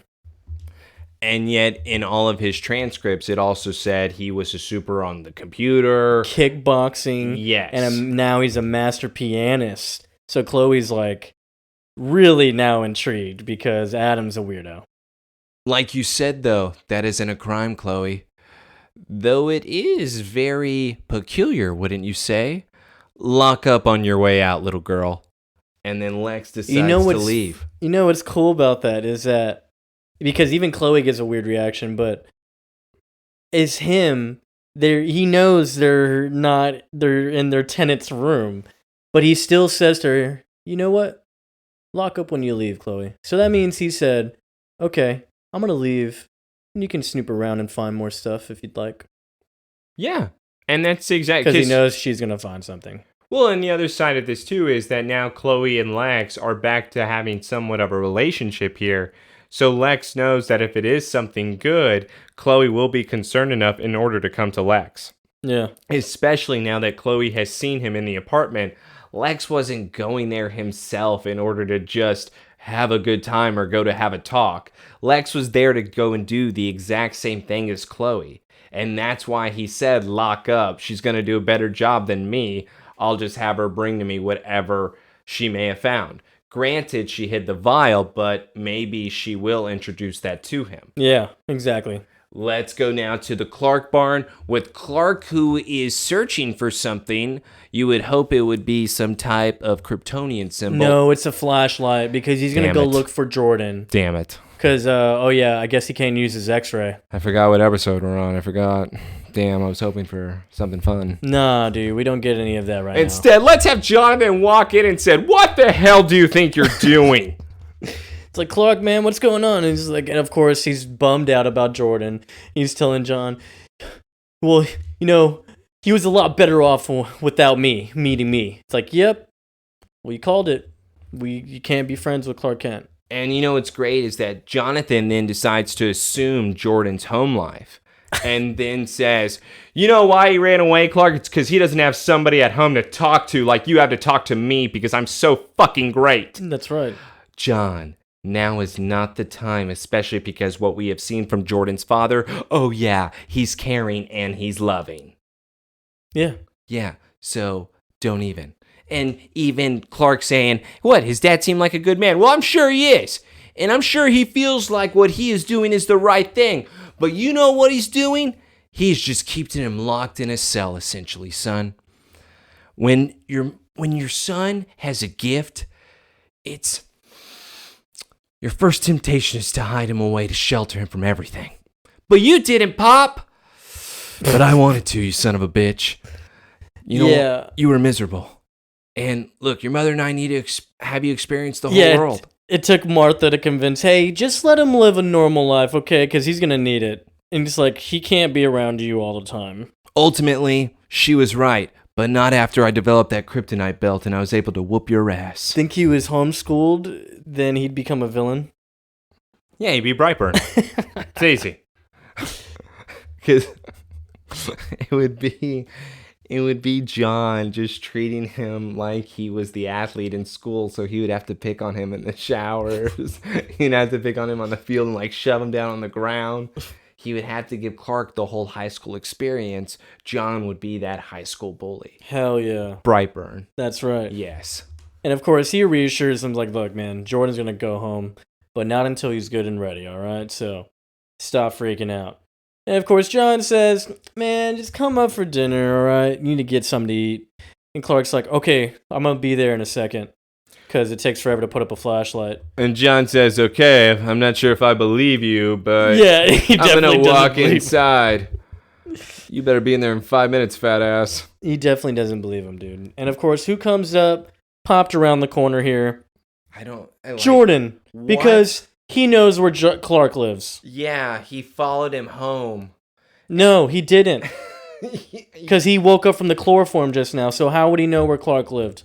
Well, maybe it's because No maybes. he was knocked out at Smallville High. So maybe Lana's book had Clark's address in it. What do you want from me? I'm done with you, dude. Look here, bro. Jordan's freaking out. He's obviously beat up, and Clark's like, what the hell is going on? It's like, well, dude, Lana's kidnapped. She's gone. I touched her. Her future's changed.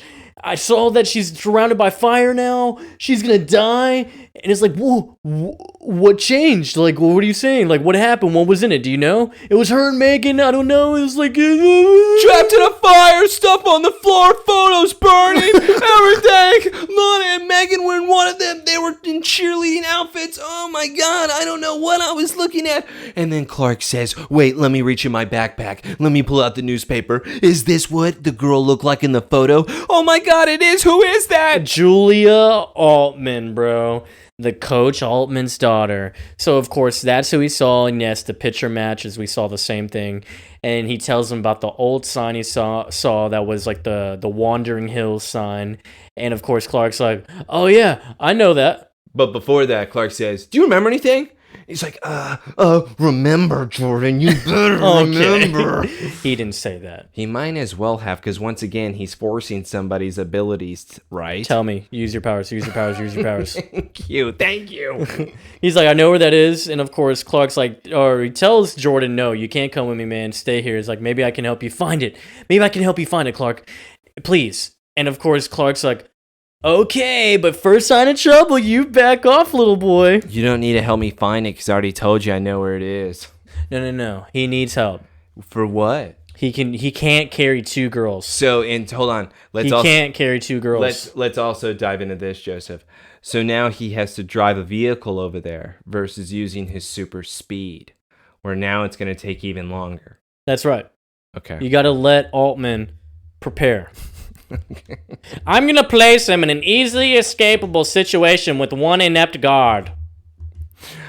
Let's go to Altman now, trying to surround them with oil while the two girls are tied up. Is this going to be maybe a qualifier for best plan? This is not a bad plan. I mean, he's wanting to burn down the house. So Altman's plan is to lock them in the memorial of his daughter. In the random shack in the back of his house, probably. It honestly looks like a Helga Pataki setup here that he has of his daughter's shrine. Yeah, and he has Megan and Lana tied up right now, spilled the gasoline trail all over around them, pouring it all over the mural. And he's like, you know, I heard you at the hospital. You admitted it. I heard it. You're the reason why my daughter's dead. And Lana's the reason why my daughter's dead. So guess what? Now it's time to burn everything. Dude, you see how many gas canisters he has in there? Yeah, he's gonna light the world on fire. He gets on his knees when he lights this thing on fire. And he gets on his knees and just faces the flames.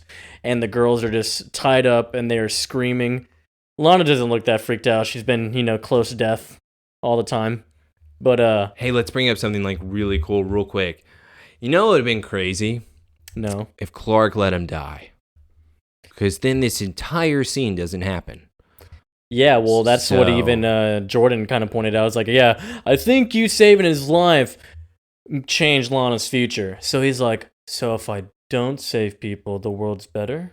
Yes, is what he is saying, is stop butting into people's business. Well, we'll get in that too, because he even mentions that later. Oh, I didn't know that he mentioned that. He throws that in Clark's face? No, I'm talking about Clark talking about how because he saved Altman. No, I'm trying to throw it in Clark's face right now that it's still all his fault. It's always his fault. Yeah, I know. We have to establish that he's villain of the year right now. Don't worry, dude. I established it last year. Okay, stop trying to pat yourself on the back. Let's get back to the fire. Okay. All right. I can't be right. Okay, is that the deal here? Son of a you're bitch. like Altman. Son of a bitch, dude. Yeah. Anyways, yeah, it's a very slow burn here. Pun. Anyways, we drove the truck. We just pulled up. And of course, Jordan's like, he's got Lana and Megan, man. Clark's like, dude, stay in the car. And he's like, nah, bro, come on. And of course, dude, yeah. And this fire's is already a lit Dark Knight scene where now we have the rushing into the building. Rachel! Rachel! Save her! No! Not me! And then now we have Clark going in there. Lana is about to have canisters explode. Megan is passed out on the post. Clark is now running over to Lana, wakes her up. She seems to be a little bit woozy, wakes up. We have Altman now coming up behind Clark, grabbing him. Clark says, bitch, don't touch me. Hits Altman into the wall. Altman's goes flying. And Lana saw that, right? Yeah, I was going to say that too. She didn't pass out. No. She saw him just pat him, and he flew to the wall. And he flew 20 feet to the wall. Yes. All right. That's what happened. Anyways. Yeah, that's what happened. Jordan then runs in the room and says, hey, I can fuck this all up for everyone. Let me touch Megan all over right now. What is with this guy and Megan? At this point, all right, get away from her, dude. He comes in and he sees him immediately. Alana's like, I got Megan. Chill, Clark. Chill. He's like, no, dude, I got her already. She's untied. Like, dude, you need help. Let me help you. He really won't give into it. And he has her like over his shoulder with the ass like right next to his nose, like on his shoulder, the ass part. And he's just like carrying her out, using that as a mask to funnel the good air out of the burning house. Guys, I'm gonna save her. That's his oxygen mask. Oh, what's great though is that we do also see, besides Jordan being weird, is Altman then crawling out of the room. It seems saying, "No, you're ruining this." Oh my god, what he does is absolutely hilarious. And now we have Jordan being able to free. He grabs the girls and he says, Clark, get them out of here. Everybody runs out except Jordan, who then decides to turn around and is like, hey, where am I? What? Yeah, he turns around and he's like, yeah, what? And then all of a sudden you see Altman's hand grab him and we have all the flashes. But what do we have? It's like Is doing it that different scenarios of what could occur? What if he had? This is Sir Night-Eye, bro. This is foresight. Yeah, this is them now going back and forth where it seems like the history is changing, but we're not seeing exactly what's happening on that history. Just a fight between Altman and Jordan. Clark realizes, oh, he's not behind me. I better go run in. Lana says, okay, I saw you throw a guy 20 feet. I know you can withstand fire. Yeah, once so easy. Again, Clark, does Lana just accept it? Yeah, that's right. Okay. They're friends, dude. They can't do anything. He has done a lot this episode. So Jordan got knocked out, apparently. He got hit with the left hook, right hook, whatever it was. I don't know. Yeah, and it's because Altman's nowhere. And of course, Clark picks up Jordan. He's yelling for Coach Altman, but we don't see him. Clark takes Jordan out. And of course, you're already getting this vibe that he's the slow walk out, the music's happening. What the hell? And it's like, oh, I'm rescuing him. And it's like going... Saving Private Ryan thing. Yeah, it's really like lines. That's exactly what it is. And of course, the entire house blows up. Special effects. Crazy. It's a real explosion for sure. Yeah. And Clark's then throwing him on the ground, covering his body. The girls are hopefully a few feet over. Yeah. Also, what was in that barn, bro? Was that really just all the gas? That was just the gas tanks. Man. Gas canisters, bro. Who would have thought? But dude, yeah. Do we just assume Altman's dead? That's what I was going to ask here, just to pause it real quick. Or not even pause it, because we're about to be on our commercial break, because the girls do run over, and they said, oh my God, is Jordan still alive? And then Clark does, not CPR, he just pushes on his chest twice, and then Jordan comes up, oh my God, Clark, you saved me. And then Jordan is touching Clark, but now it doesn't seem like there's any type of shift in anything. And now Jordan is looking at Clark as if there's some type of surprise going on. Clark is looking at him, are you okay? And now we're going to our commercial break where we have to assume, at least I did because I put it in my notes, This episode is stupid, and Jordan somehow just lost his powers. Yeah. They just went away. How? Did Altman take them? Touching him so much? What? Did it get overused? Like it was just depleted finally? What? No, dude, it's perfect reasoning. I don't know if there's any type of perfect reasoning to this, because let's go back to then what you asked. Where the hell's Altman? Is he then going to return as a villain? Oh no, let me Do we get him back, maybe even somewhere in the comics? I'm willing to dive into it because I have to find out what happens to Altman. For God's sakes, this guy's the worst. He keeps saying he wants to die and be with his daughter, but apparently he just wants to escape death all the time. I don't think he's telling the truth here. Someone's a liar, and it's not Megan and Lana. It's Altman. He's the one who can't kill himself. I need people to watch me. He always wants an audience. You know what? Why don't you just do it by yourself? Yeah. Yeah. What's going on? Should just let him die, bro. Yeah, 13 Reasons Why. Dope. You are my 13th reason. And so... Let's go to Luther Mansion. We go to the Luther Mansion, and Lex was looking at Adam's record. Looked like he was looking at someone on his computer. And of course, Lana's here. And Lex of asks course, if she's okay. Yeah, asks if she's okay. It's like, yeah, I'm good. Broken leg and Killer horses, fires, tomato.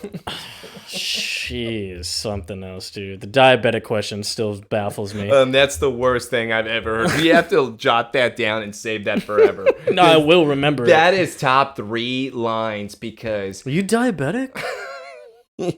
Please tell me you're diabetic. Wink.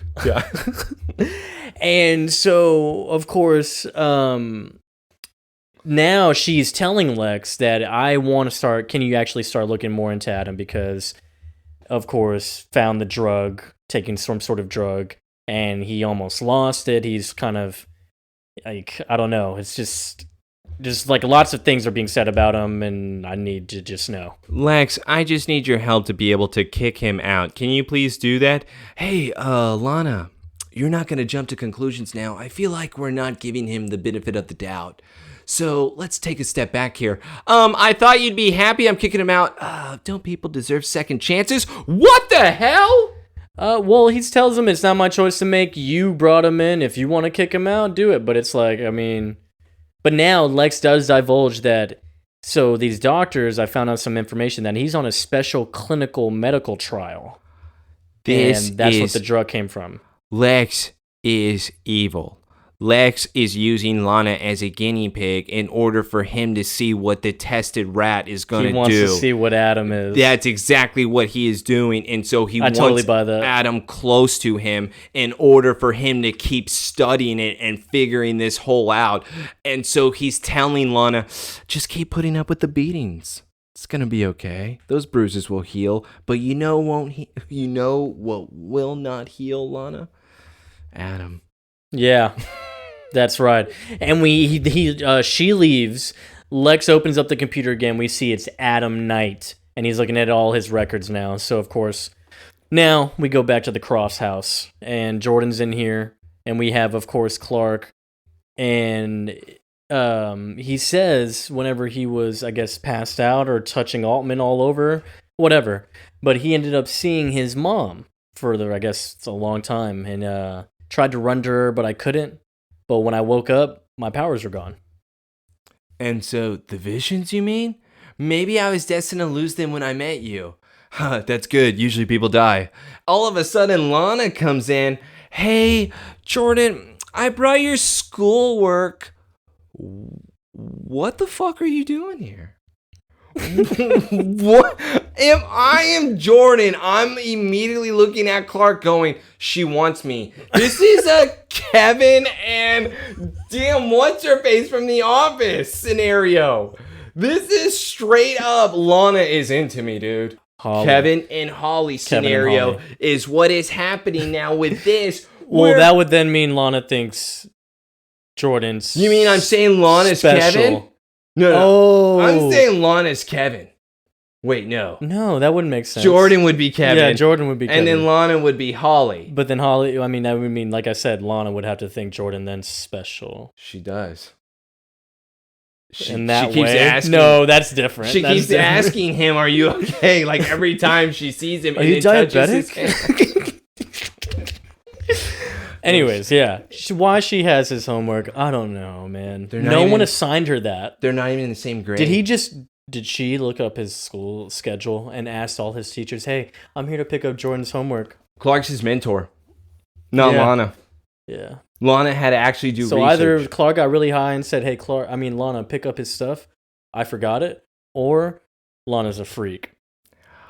I'm not gonna lie, Lana is awful this season. No, dude, she's amazing. I'm so disappointed in Lana. Are you diabetic? The horse broke her leg. You know, she let Adam into her life. She gets kicked by dudes. And is that why she allows him? Whenever Adam will go, "Yeah, I've been kicked worse." Yeah, that was some pussy shit.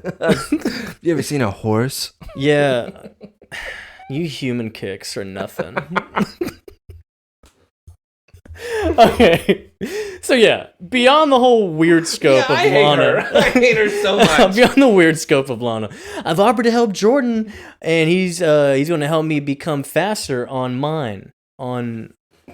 Meaning that he is going to give her running lessons. So they're going to be doing homework together, and they're going to be doing track practice together. They're going to be spending every day together for next week. What kind of practice do you need for track besides running?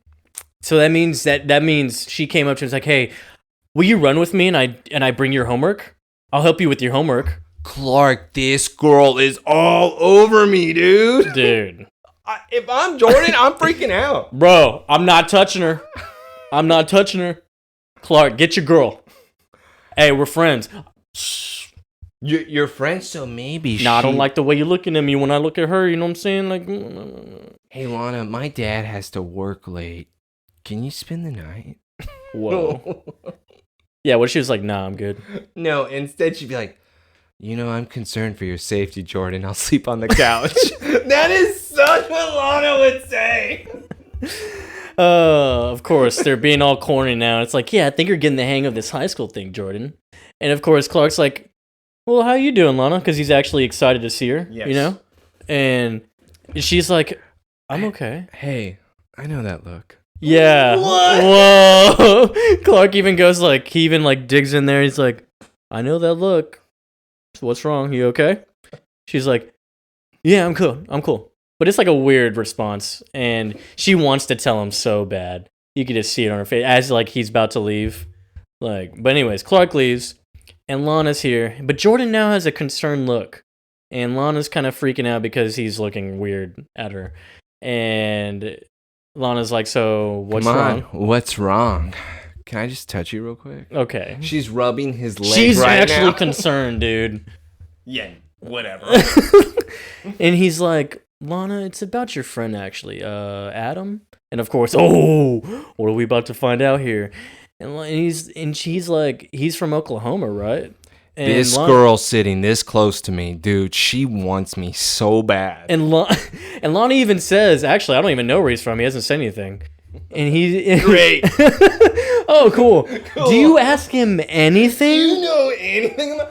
I think he may be diabetic. So you didn't ask him to fill out a tenant application like, "Oh, what's, date of birth?" She said, "I know the landlord. I'll cut you a good deal." Meaning, you do nothing. Just do me chores. He doesn't even do that. And Jordan states that, "I think something really bad happened to him." But Lana brings up the hospital thing. He was seriously injured a few months ago. But then Jordan's like, "Oh, well, I think it's going to sound really strange then, but I think it's worse than that. I think he didn't just get hurt. I'm pretty sure he died." And Lana's like, Huh? "What?" And we get end credits on. Oh no, we don't. I thought we got end credits because here. now that's right. I remember. Yes, I remember now. Now we have to go back to the Kent house where we have Martha baking her famous cookies, and she brings them out and she says, "Clark, you seem a little upset." Well, Jordan's visions, I think they got to me. They seem to have struck a chord. Yeah, it's just by helping Mr. Alton, I was put 3 other lives in jeopardy. But you were there for them, Clark, and that's all that matters. I'm not so sure. If I had the chance to hurt someone, where then I would be able to save others, would I be able to? So now we're getting into this. This is now Clark having to make the hard choices. Yeah. So in a way, we are building to his maturity, and that's why I have to pause, even though it's at the very end here. Sorry, folks. But we're building on his maturity, where it's essentially him realizing I'm not able to save everybody, but also some like bad things are going to happen, and I have to be able to choose what is more right, and it really is going to be in some situations me outweighing the positives and the negatives. Yeah. It's growing up, and it's him realizing it. You would hope that this was maybe Jarrell's test. I'm still thinking it's the losing faith in humanity, because there's nothing else that would make sense. Jarrell, I hate you for that test. Dude, and it's legit, man, because especially tying into that, yeah. Like, oh, if I just let him die, then he wouldn't have caused harm. It's like he was going to cause harm regardless.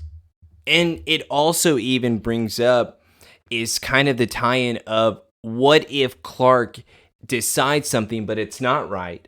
Yeah. What if Clark then decides not to do something, but it turns out that that was the right thing? So it's essentially never really knowing, but it's Martha then shaking her head at him saying, you have a huge responsibility, not even being sarcastic, but you have to realize that you are able to save all these people. Just look at how much we trust you now with me, your father, with Lex. You've even made him a good friend. You can't save everybody. And she even mentions, like, you're going to have to do the best for yourself because we're not going to be around all the time, you know? And that's what I do enjoy is that once again, we're starting to see more trust from the parents. Yep. They're starting to give him more. That leash is becoming longer and longer for Clark, where now it's, okay, you have to decide. We can protect you all we want. Man left 3 months. Yeah. You and had a whole life over there. Well, and they don't even want to know about it. They don't ask questions about it. They don't want to know. And that's where I think they're at. They just want him around so there's no more pushing to do what we want. Let's just be here to be supportive so we don't lose him again. Yeah, exactly. Yeah, that's a good point. And of course, she's like, hey, take these cookies out to your dad in the barn and try not to eat all of them before we're there. Badass. And dude, it's so funny because we've talked about that before, but also he's already halfway through a cookie. Yeah. No. That might be his second one. No. That plate only has 2 cookies left. I'm pretty sure it's 4. No, it has more. But we go to the barn and he's asking for his dad because the machine's just on with no one on it. And he then looks and John's on the floor. Looks like he's passed out, and of course we get a reenacted of when Martha got sick and dropped her pitcher of lemonade. Clark saw his dad and dropped the plate of cookies, and of course John is getting lifted up by Clark, and he's like, "No, not yet." Not yet. Damn it, dummy, put me down. Yeah, and he's like reacting like it almost looks like a heart attack or a stroke of some kind, and of course, he's like, oh, not yet, Clark. I love you, son, and passes out. And now we have Clark freaking out, screaming for his mother over and over again, holding his father, and now the credits roll. And that is the ending to our episode, so this obviously has to be a to be continued, even though we are not leaving off on that. That is still what the ending implies. So in a way, this episode was not happy whatsoever. Dude, this episode was so cool. I'm not gonna lie, it's not my worst because at least there was points to it. It's just, my God, have some type of comedic relief. You know what? I need some more Pete action. I think Pete is going to really be able to bring the comedy, is what I'm really thinking. And maybe that's why I hate everything you're saying right now. Well, maybe that's why he hasn't been in the episodes, because they're saving him. Keep saving him. This is Somebody Save Me after all. If he's been saved, he's good. You know? Save us. Save us from Pete. No, I think Pete would have worked well with this episode. What would he have done? I don't know. Maybe we only had him for one thing, and he just said, Clark taking one for the team. All right. My one line for today, guys. I'll see y'all next week. But yes, we appreciate, as always, for you joining us once again this week for a lovely, almost somewhat filler episode. It was like a mixture, canon, filler, whatever you want to call it. And this was Hereafter, episode 12. We'll be back for episode 13, Velocity. And as Taylor pointed out earlier today, we are 2 away from episode 14, Obsession. Oh, God. When I get my girl, Alicia. Oh, my Lord. You need to stop. You my need to relax. Waifu. Because let's not sell the next episode short. Next episode is your favorite. You're now wanting the audience to believe it's 2 episodes, but it's really next episode. episode. I'm going to tell you what, it's your favorite. No. And I'm going to be the one that hates it the most. No. This is your favorite. So I don't want to spoil anything, but it's obviously about Pete. So I'm getting really excited, and I think it's going to be a good one. Oh, also, we don't know. John could be dead. Yeah, that was a crazy ending, really, because John could be dead. We just end credits, and John literally passed out. We don't know if he's dead or not, but we'll find out next week, I guess. So Jarrell probably took him. Dope. He said, "Yeah, I'm tired of him. He's being too supportive now. I need John to go back to being an asshole." That's right. He's like, "Hey, John, just fix your act a little bit. Make him do a little crazy thing. Start hitting him again." Yeah. Make Martha dumb again. I know. She's being great, though, too. She's gotten more of the momness. She's got the Martha vibes again. She's getting better here. I'm liking it. All right, everyone. Follow us on everything, as always. You know what the deal is. It's all in the bio. It's all in the description. Don't be lazy. Just read. Just follow. Nobody reads. Just talk shit to me on Twitter. That too. And give me hearts. And tell me how great I am. And I may give you a compliment back, but probably not. You have to give him one first, and he'll do it. Maybe Like not even then. It's like a little coin machine. You'd put something in, get something out, you know? My name's Zoltar. Catch us next week for Velocity. This is a Somebody Save Me podcast. We're out of here.